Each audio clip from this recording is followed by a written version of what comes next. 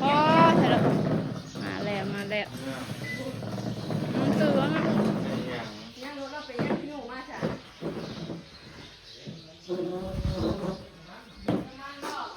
เจน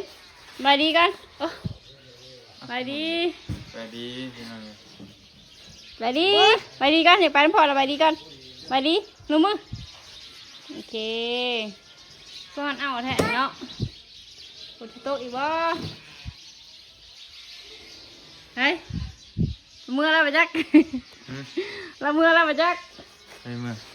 เอาเจ้าของแบรนด์แล้วมาลามมาแดมเนาะ เมื่อเดี๋ยว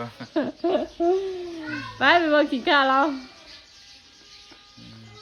ก็รีวิวว่าไม่ขาดเลย เราจะมาจากเบิ่งเนาะแต่เงินยังบริจาคเราได้ หมดแล้วก็ขายได้จ่ายกันไร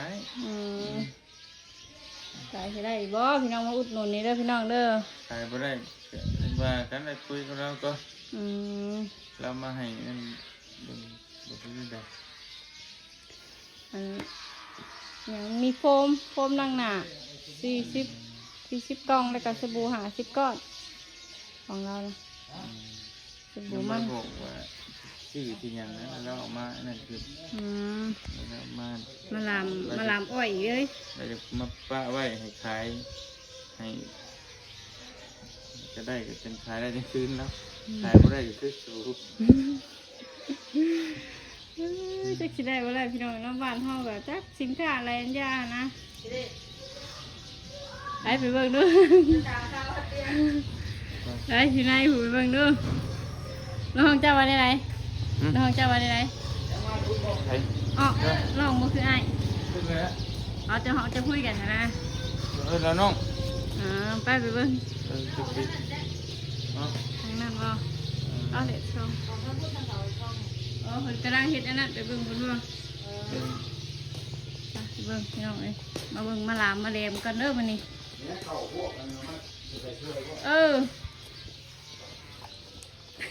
รวม มีแขกพิเศษมาหาพี่น้องเอ้ยเฮ้ยเอามาเลย สบายดี มาใกล้ๆเลยเราไปใส่ในลูกสาว โอ้ยอยู่ไหนเหรอ ใกล้ๆฉากมันนี่ ที่ข้าวที่น้ำแล้วก็ โอ้ยต้องห่วงอะไรดี สบายดี เด้ออันนี้ สบายดีไม่ได้ใดวันนี้มาหอดแล้ว ว่าเชื่อถือแปลกนะครับป้าจอยอะไรเผื่อแปลกนะ อันนั้นที่ยังบอกเจ๊ใบว่าสมมติว่าเตียงให้เอื้อนไอ้เอื้อนได้ถ้าขึ้นมาเห็นหน้าเป็นจะลองดึงแกมาดิต้องถามเพิ่งเนาะเจ๊ เลย ใครเป็นเอื้อนที่มีอบายขาแทนให้ซอยแล้วก็เฮ็ดจับเห็นว่าสีให้จับกล้องให้สีให้อันนี้ โอ้ให้คอยจับกล้องให้บอก ให้เจ้าจับกล้องให้ โอ้ได้เป็นตะกล้องละบาด เป็นบอกปากเลย พอเห็นหน้าแล้วบอกจักอ้ายเจ้าฮูบอกอยู่เท่าไหร่ บ่จัก 45 อ๋อ ตื่นเดี๋ยวมันพันละ32 ปีน้องข่อยยังหลายกว่าเลย อันนี้บ่สบู่ สบู่เอ้ย เป็นอะไรเนาะสบู่ อันมือนั่นเด้ให้อันให้อันนั้นเนาะใบแกะเนาะแล้วก็อันนั้นแหละเอาไว้ให้ไซส์สบู่4 ก้อนแล้วก็อันนี้4 หลอดเอาไว้ปกติไซส์อันนี้คือให้ขาย โดย กันบอกนะแล้ววันนั้นเขาสีบอกให้อีกว่าคันถ้าขายได้ก็เขาจะเปิดตัวแทนน้ำเจ้าก็เปิดโลดเขาสิไลฟ์ให้ว่า75แล้วก็ไปขาย99เนาะสมมติว่าคันเขาจะเปิดบินนะ10 กล่องไลฟ์ก็เปิดบินได้อันนี้นะเขาไซส์ดีเอาลองไปไซส์เบิ่งเด้อมื้อแรงเด้อผิวมันหรือผิวแห้ง มัน ผิวมันไซส์ตัวนี้จะได้2 หลอดโลดเพราะว่าใบต้องไซส์ตัวนี้เจ้าไซส์ตัวนี้ได้ลองโบแมนแก้ตัวนี้ก็ติดราคากันเลยตัวพูดตัวแก้เรามีตัวแก้เรา ตัวมีให้ใช้4 หลอด 99,000บ่ แม่ 99,000 โฟมที่นั่นเนาะโฟม ใคร นั่น คุณลูกคุณหนูคุณนายอยากใช้ดูดีแบบดูแพงให้ใช้โฟม แต่จะแบบว่าเบาๆแล้วก็บประหยัดงบให้ใช้สบู่คืออินบันผิวหน้าผิวโตเลย ใช่2อย่างนั่นก็ได้บ่ ใช้ได้ อันนี้ให้ใช้โตมันสะอาดด้วยเจ๊เจ้าลองอันนั้นดูไหมใช้ใบตัวแกนะ นี่ค่ะแบบเอาเลย ใ ช้มันสะอาดเจ้าเคยใช้นงม่วงเลยติ แต่เคยอยู่ แล้วมันต่างกันอยู่ในสูตรตัวนี้มันจะอ่อนโยนกว่า อืม แต่กับโรงงานเดียวกันที่โดดคือกันแต่มันทำมาคนละสูตรกันก็จะบ่ให้สูตรซ้ำกัน ดูโอเค โอเค อ่าลองเบิ่งมารอโดนเลยเนาะ โว้มันเป็นยัง ช่วยสิขึ้นเวียงบ่ได้ขึ้นเลยขึ้นมื้อนี้เลยบ่ได้ขึ้นมื้อใด โว้มื้อนี้บ่ไปมื้ออื่นจะไปก็ได้ อืม วันนี้บ่ทันได้นั่นเด้บ่ทันได้เฮ็ดหยังเด้ได้ซื้อเดี๋ยวว่าสิมาเฮ็ดคลิปว่าว่าโซนหยังก็บ่มีเสี่ยวเลย เห็นบ่ ต้องผักเชียว มือแหละ โอ้ยเนาะ แกไม่ เสี่ยวเลยบ่ต้องเกรงใจเด้อบ่ต้องเกรงใจพี่หยังเรียนโลกแบบว่านึงมาเด้อแหละคือแบบว่า โอ้ได้เที่ยวเป็นมาดามโชคดีแล้วลองบ่ได้สิรวยคือเพิ่นเนาะ โอ้ยตายแล้ว อืมขนาดมันก็ซ้ำกันเนาะกับอันนั้นซ้ำกันบ่ เท่ากัน100 กรัม เ จะลองล้างดูดิ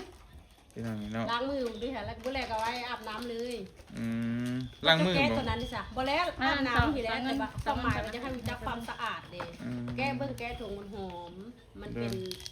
วิตซีผลไม้รวมสูตรอ่อนโยนเล็กน้อยสำดูเจ้านี่ใช้ได้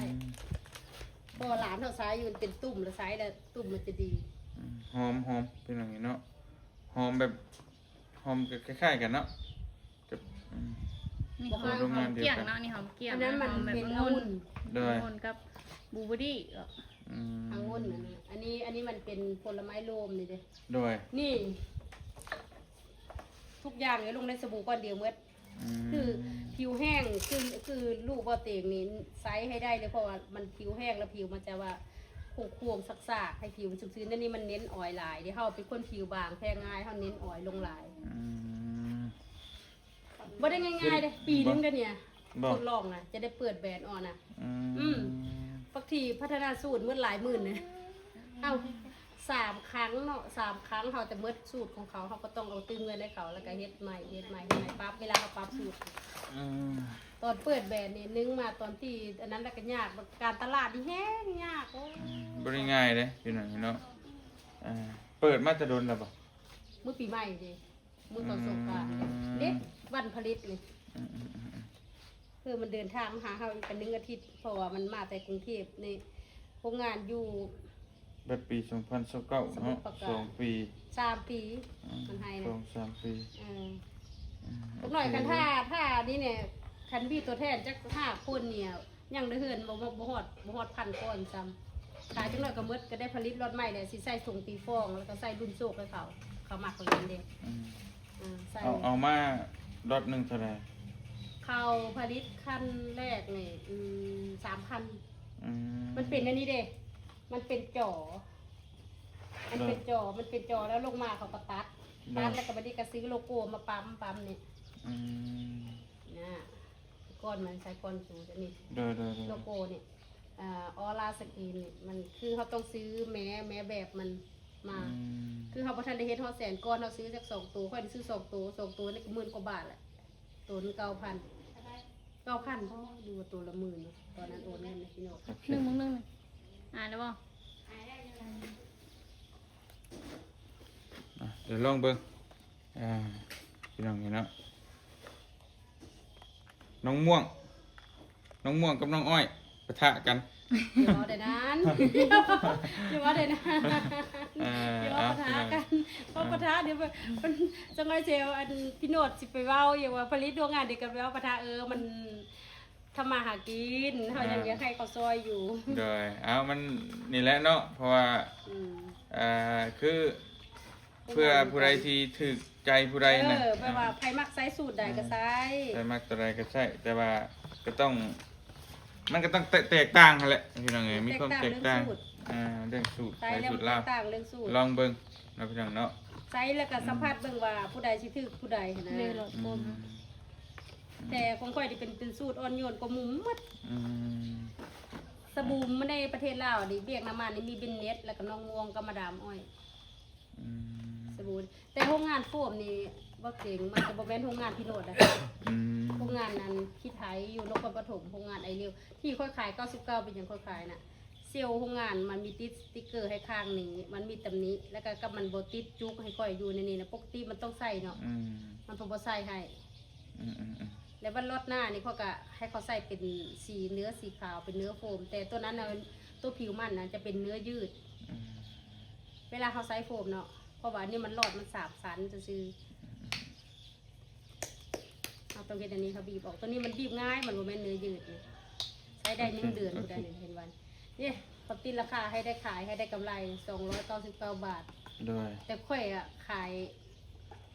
เปิดตลาดให้เขารู้จักสินค้าขายขาดทุนจ้ะเพราะว่าเคยร่วมกับพวกแบรนด์ใหญ่ๆเขาก็ตอนล็อต2 ล็อตนี่บ่ได้บ่รู้จักกำไรล็อตแรกเขารู้จักคนซื่อๆเขากล้ารู้จักคนรู้จักกับผู้นั้นผู้นี้รู้จักอินฟูแต่ละคนรู้จักเรื่องการตลาดล็อตที่2เขาก็ยังบ่ได้อยู่เพราะว่าเขาขายตามเดียวกระเท้าแบบว่าล็อต2 ล็อต 3ถ้าเขาผลิตหลายแท้มันจังได้มันบ่แม่นเจ้าเฮ็ดจะสิได้กำไรเลยได้เขาก็ได้นำพวกอันที่พวกดังๆเข้ามาแล้วเบิ่งเข้าไปเบิ่งเพจเขาคือสิแม่นอยู่เดี๋ยวจะลองเบิ่งพี่น้องเนาะเดี๋ยวไปขอเข้าห้องน้ำก่อนไปปวดนิ้วแล้วตัวตึ๊บไม่ใช่นั่นเกิบไปจะเข้าแล้วแบบช่วยเขามันคุกรถขนมมันเอาให้กันบัดมาไปเกี่ยวไปเลยมีอะไรบ้างมาพี่น้องเนาะบ้านนี่ตัดภาพมาในกระย่างจามนะพี่น้องเนาะจามเอ็นจามหัวใจพี่น้องเนาะแต่ว่าเฮ็ดกินเองแล้วเนี่ยมันสิใครกับบักง่าบักใหญ่เด้อพี่น้องเด้อมาลามก้อยมันมาลามอ้อยมันนี่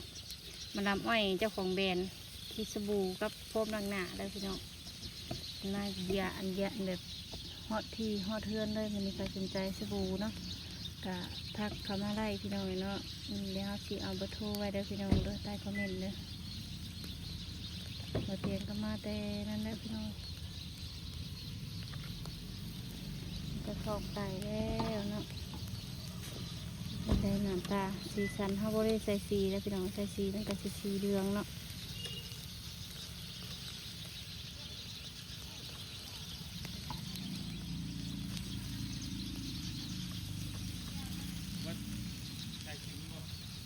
ฮะ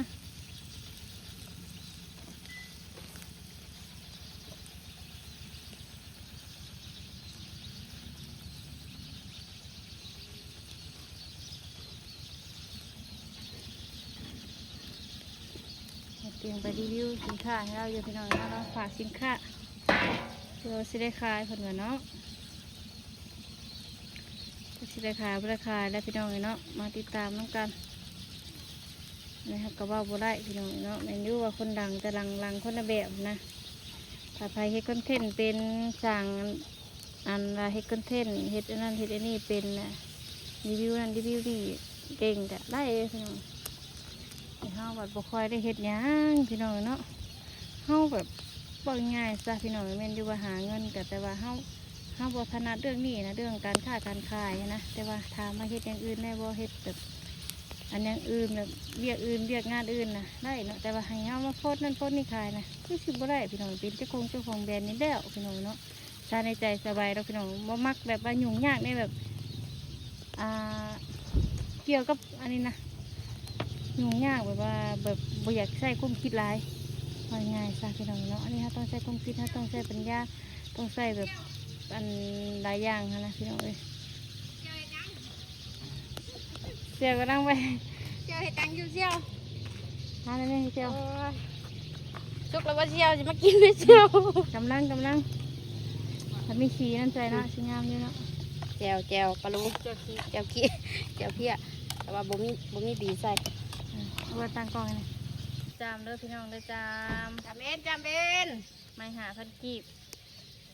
นะพี่น้อง5,000เปลี่ยนอาชีพได้ป่านนี้ได้5,000 3 ไม้ 10,000โอ้เบี้ยพันตูไว้3 ไม้ 10 3 ไม้ 10อันนี้4 ไม้ 10บ่ตัวนี้บ่มีของแถมปลาใหม่เลยปลายมันใหม่เขากะพูดถึงว่าไม้อันนี้ก็เป็นไม้อันไม่ทูไม้ตะเกียบคีบทูไม่คีบทูปลาลุง ส่แห้งสุดเลยเนาะใส่ดีได้เนาะเมื่อให้เล่นให้นี่จนค่ำได้พี่น้อยตาเอา นี่แหละคนอยู่ในหลายอยู่ ผู้เลี้ยงนายอยู่นี่เราผู้เลี้ยงอยู่ว่าหิวเมื่อแล้วจ้ะ ก็แบ่งขนมมันมาให้ใจบาทกันขนมพัดซื้อมาได้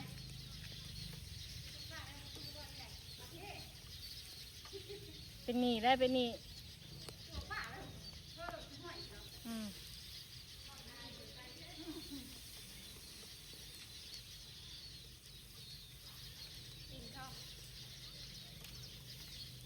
ไปช่องนี้ขึ้นมาให้หัวปิ่นช่อง มา บายดีเด้อ ตากายก็มาแต่เพาะ แต่พอกก่อนเขาร้านอิ่มแต่เมื่อบาทอิ่มแล้วร้านนะ ทำมากินยาวกินยาว กินได้ป่ะเนี่ยข้าวจดจานนั้นเบิดได้2 คนเลยสำนักเอาแล้วตะกี้เนี่ยเจ๊ป้ากุ๊กไข่ไม่ตู้ยันร้านพยิงทองแล้วพอมาสิเป็นยังไข่วะ ไข่เกี่ยวจังหญิงเถาะทองมันบริเวณทองเสียบ คะแนนร้านกินก๋วยติ ไข่มีประโยชน์ด้วยดอกไข่กับเขา เป็นอย่างขนมการเมื่อใส่บาทนะทางมึงเลิกใส่บาทสวยยังว่าบ่ได้เห็นมามืออื่นร้านสิบทำมาว่าเงินว่าเอาร้านต้องไปน้ำเด้อ ทนบุตกอะสิลงอยู่ เอาร้านต้องไปน้ำเด้อกับผุดปุตุกกับปุกดุกลง อันนั้นจะเอารถใหญ่ลงอยู่ เอง อันนั้นก็ เล่นใหญ่ได้ลงได้ขนมงามใส่บาทเด้อเฮ้ยขอบใจเด้อขอบมุกขอบใจได้ลายเฮงเฮงตัวเก่ายังดำด้วยตัวเก่าให้ได้ขี่รถคือบ้านนี่เด้อเขาได้ผุนมีผุนกดได้ขี่รถตะเบินซื้อบอกได้ขี่ยุ่งต้องว่าให้ได้เป็นของเจ้าของเนาะ หอมนะพี่น้องเริ่มหอมกลุ่มนะ มาเสี่ยวข่อยไปจักไปทางใด เชื่อไปรีวิวสินค้าเด้ เพิ่นเจอเพิ่นมารีวิวนี่แหละได้อันเพื่อนเป็นมาดาม แล้วข่อยว่าถ้าให้ข่อยใครเครื่องออนไลน์นี่ข่อยบ่ได้ข่อยยอมถ้าเป็นเจ้าของแบรนด์ก็ยอมถือว่าเฮ็ดด้วยไว้ได้เงินไว้ก็ยากพี่น้อยแบบเฮ็ดพอนั่นพอนี่เกี่ยวสินค้าอะไรแบบนั้นแบบนี้ว่าโปรโมทนี่นะยอมดี ใครจำเป็นชื่อได้บ่ ได้อยู่จำนี่ นั่งใคร ไอ้นี่มันง่ายๆเนาะเขาไม่ใช้ความคิดอย่างเดียวนะมันต้องใช้ความคิดใช้สมาธิใช่โอ้ ต้องแบบว่าเฮ็ดคอนเทนต์เลย ถ้าต้องแบบเก่งๆต้องเว้าเป็นเว้ารีวิวเก่งเนาะถ้าว่าเขาเราไม่ค่อยได้แบบ สิช เขา บ บ่เลย สิชบก็ยังบ่อัน เขาบ่เป็นงานของเขาแบบนั้นน่ะนะถือว่าบ่เฮ็ดบ่เป็นงานก็ให้พึ่งเอาเฮ็ดเอามันก็ขึ้นไปกับบ่มีสิทธิ์แล้วพี่น้อง ได้แต่สบายดีป้าลุงเบิด แต่ว่าถ่ายคลิปแบบเว้าแบบนี้อาจสิได้อยู่แต่ว่าเว้ารีวิวอันนั้นนี่แบบคงสมมุติว่ารีวิวไปแล้วมีคนชื่อก็ทอดแบบที่ข้านนะง่ายๆข้านเว้า แม่ควร คือกันเลย ก็ยังว่าจักสิรอดหรือบ่รอดไปเชียวข่อย ผู้เชียวผู้ดึงแล้วว่าผู้เชียวผู้ดึงแล้วไปเจอคนว่าเก่งโดดว่าบ่เป็นเพื่อนไปบ่เป็นเลยมันก็จะมาประเดียวเพื่อนชื่อ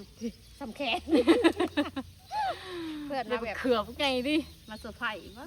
ข่อยเราชื่อยังวะโอ้เขามีของฝากให้เจ้าอยู่สิมียังวะไปเซอร์ไพรส์วะมาหลบป้าโทรแขนแล้วอ่ะแล้วก็อยู่ข้างใน เห็นแต่ว่าเวลาเห็นเพิ่นรีวิวสิคงสิค่าอย่าซื้ออยู่แต่ว่าให้เจ้าของมาขายนี่ไม่ซื้อบ่ได้หรอกคงคิดให้แต่ว่าบนเตียงเพิ่นน่ะมีความคิดเด้มันมีความคิดอยากเฮ็ดแบรนด์ตัวเองเพิ่นนะแต่บ่ฮู้ดอกข่อยเบิ่งหลักขี้งอได้ข่อยนะขี้งอแม่นี่แบบว่าพาหาเงินหาคำผัวพาหาเงินหาคำแต่ว่าเฮาบ่ได้ถนัดกับเรื่องนี้หั่นนะ ว่าง่ายเขาบ่เป็นหนังสือเนาะถ้าเป็นหนังสือเขาไล่สดขายเขาแบบว่าตอบจนชัดจังซี่เลยเขาก็ยังสีไข่เนาะอันนี้เรา เรื่องหยังดีก็หยังนี่ไรชดใส่หมูอ้าวไปใหม่เลยทุกจ้ะ ตัวเพิ่นอ่านบ่เป็นจังอุ่นเอาเนาะตัวเพิ่นอ่านหนังสือก็บ่เป็นบัดนี้เรื่องของเรื่อง มันกับอีกอย่างมันแบบอันนั้นใส่นั่นหลายอย่างเนาะ เราตองกล้วยเนาะเราก็ได้ต้องอ่านต้องแบบหู้ว่าอันแบบว่าเอียงนะแบบ สมคุณมันว่า หาเรายังบ่เป็น สมบุกอย่างส สมบุคุณมันมีอย่างแน่ส่วนผสมอีหยังสิบ่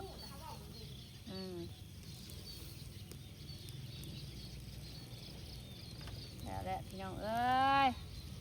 เห็นเขารีวิวเห็นเขาไล่ก็สะออนพายุนะแต่ตัวเองคือสิเฮ็ดบ่ได้ละมาเพียงเพิ่นได้เพิ่นเนี่ยมีความคิดถ้ามีเงินมีคำพี่น้องเนาะแต่ว่าเฮ็ดเจ้าของเวรก็บ่แม่นง่ายๆเลยพี่น้องต้องทดลองกับตัวเองต้องผ่านอยต้องอีกสมปีนะจะทราบไปทราบข่อยนี่ข่อยอยากนั้นทดลองยาลดทุนเพราะว่าช่วงนี้ใครก็สนใจจะลดทุนบุญดีเนาะทราบข่อยเราว่าก็ผิวขาวด้วยข่อยมัก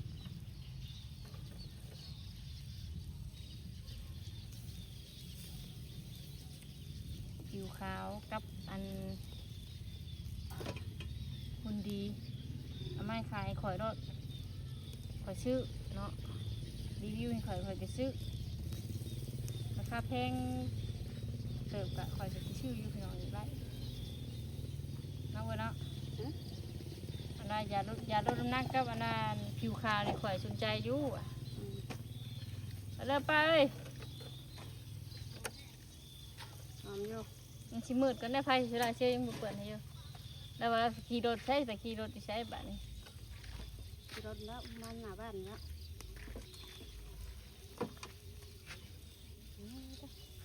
ซิมก่อนได้บ่เอามาเบิ่งด้วยแจวซิมไม่เสียบแล้วกันโอ้ยไม่ถูกเราซิมเราบริเบิ่งเนี่ยปะเราซื้อนะซิมก่อนเสียวก่อนเนาะบุแมนแขกเนี่ยปะลุงเสียวบ่ต้องเกรงใจเราซื้อแล้วว่าเป็นตะเกียบแบบนี้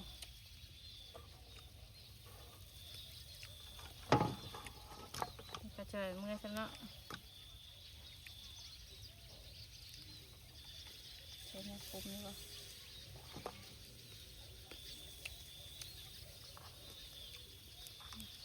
บหวานเนาะจำนี่เจ้าประชันตาลไหมใครรู้เอามาคุยไงเจลจำตานะเอาคำว่ามากวานมันจะใส่แก้วมันออกได้เวลาเขาจิ้มมันเดี๋ยวเนาะเฮ้ยใส่แก้วเนาะมันคุยถึงอะไรด้วยเวลาได้แล้วแก้วก็ได้จ้ะแบบจ้างตัวที่สองมันกระแตใหม่ได้แบบนี้ทำพี่ได้แบบนี้นี่ปะ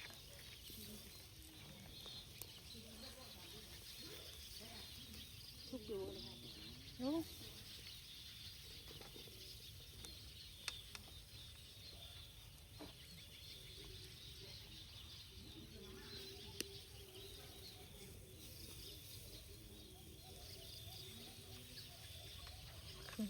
คือฮัมมาแล้วคือฮัมมามีอ้วนแน่นอน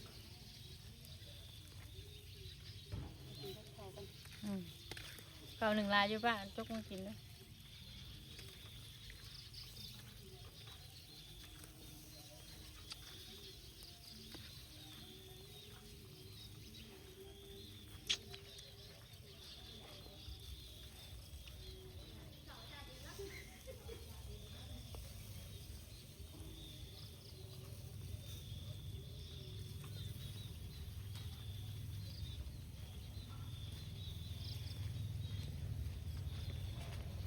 เนี่ยวะฮะเนี่ยนะตู้เราตำมันมาตัวได้เลยด้วยเนาะปลาลุงสูตรของสาวทองเพื่อนจะติดใจไหมปิ้นเลยน้ำตาลถึงไฟลุกเลยเนาะโอ้มันเป็นนั่นนะเด้อมันเป็นอย่างวะเดี๋ยว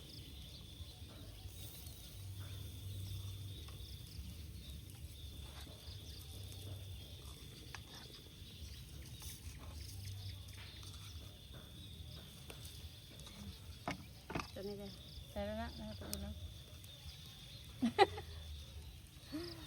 เพื่อนมากินเอามันคือสีอย่างมีน้ำตาลเลยที่บอกว่าเขาไปน้ำตาลมันบ่ไล่เพื่อนหรอกไปเก ลือกใช่นั่นจิ้มมันก่อนไปนะเอาไปนะไปเกลือใช่นั่นจิ้มมันก่อนไม่ ไม่ ได้ ได้มาอุ่นมันดิ เอาวะ มาซื้อไหมมีจะได้ขายอยู่ว่าแบบนี้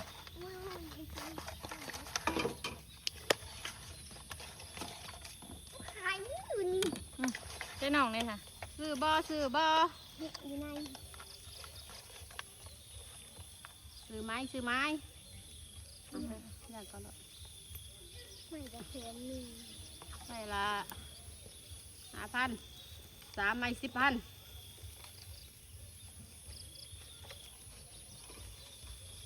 อากล่องไม้เรายัง อยากขายอยู่นี่มือแค่ ใช่นะใช่ไหมก็ ซื้อขายไฟจะมาซื้อเจ้าดิ เอากระไก่ให้ต้นเดียวโตก็มาช่วยกันแน่ โอ้เงินยังวะ ไม่โตคือว่าจังสั้นเฮ้ย ตัวว่าจังสั้น เห็นบ่ไผ่ไหม นางกดปวดนางมัก นั่งโกดโกดคนสิมาน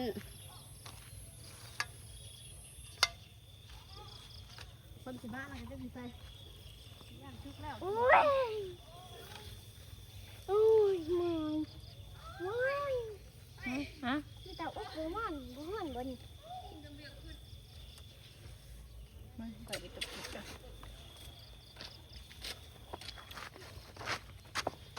ไปซะพี่น้องเนาะคลิปนี้ก็ฝากไว้สำนีแล้วพี่น้องเด้อ